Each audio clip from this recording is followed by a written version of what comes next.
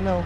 What's up, what's up? Ito na si Shaburat. What's up guys? Nandito na po kami sa Kabungan, Pangasinan. Oh, ito po, ayun na, kabron. Kabungangaan, ayun o. Dito tayo. Ito, ang aming Tol. Kaway mo na Tol.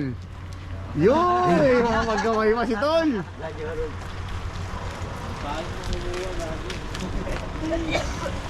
Kago pa, di naman ako kumukuha eh. Kailangan Ben, dito ka ako Ay! Mga tukmol!